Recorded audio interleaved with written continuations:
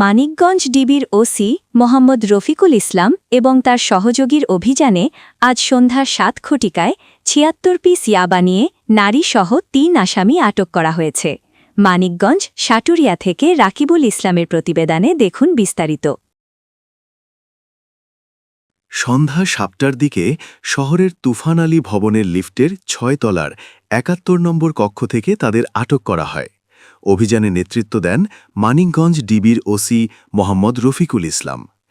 আটককৃতরা হলেন মোহাম্মদ সুমন, পিতা মুজিব্বর, বাড়ি ঠাকুরকান্দি, থানা ও জেলা মানিকগঞ্জ; মোহাম্মদ নুরুল ইসলাম, পিতা মৃত আয়নাল, বাড়ি কামারজাগি, থানা ঘিওর, জেলা মানিকগঞ্জ; এবং চৈতি, পিতা আব্দুর রাজ্জাক ভুইয়া, সুচ্চাপুর, ঢাকা। আপনি কতদিন যাবত এই ব্যবসার সাথে জড়িত? এগুলো 2 মাস। প্রতিদিন কত পিস আনে?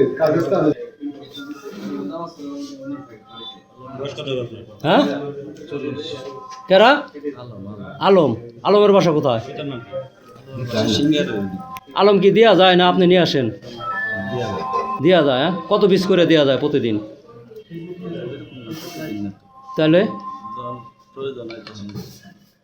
যখন প্রয়োজন হয় তখন দেওয়া যায়। আজকে কত পিস আনছেন?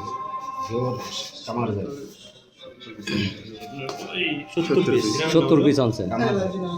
আপনার বাসা কোথায়? আপনি এখানে কি করার জন্য আসছেন? আমি এই জায়গায় আইছিলাম।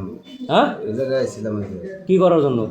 এটাই খাইছি। কি খাইছেন আর কি করছেন? আর কিছু মেলিক সম্পর্ক এখানে আছে? না, আমি এসে দেখিনি। হ্যাঁ, না, আমার সাথে না। আপনি কি প্রতিদিনই আসেন? না স্যার, আমি 4-5 বার এখন পাইছি। কত করে পিস দাম দিচ্ছে আপনি? হ্যাঁ, 300 টাকা। এখানে বসে বসে খান। পুলিশ সূত্রে জানা গেছে, দীর্ঘদিন ধরে তারা ওই ভবনে ইয়াবা ব্যবসা ও অনৈতিক কার্যক্রম পরিচালনা করে আসছিলেন। গোপন সংবাদের ভিত্তিতে ডিবি পুলিশ অভিযান চালিয়ে তাদের আটক করে এবং ঘটনাস্থল থেকে ইয়াবা জব্দ করে। এ বিষয়ে অতিরিক্ত পুলিশ সুপার মহরম জানান, আটককৃতদের বিরুদ্ধে আইনানুগ ব্যবস্থা গ্রহণ প্রক্রিয়াধীনে রয়েছে। আমরা একটা গোপন তথ্যের ভিত্তিতে আপনাদেরকে সহ সরাসরি একটা মাদকের অপারেশন করেছি। আপনারা দেখেছেন আমাদের ডিবি টিম এবং আমি নিজেও এখানে ছিলাম। তো আমরা আপনাদেরকে নিয়ে এখানে এসেছি এবং আপনাদেরকে সহ সরাসরি লাইভ আপনারা আমাদের ছবি নিয়েছেন।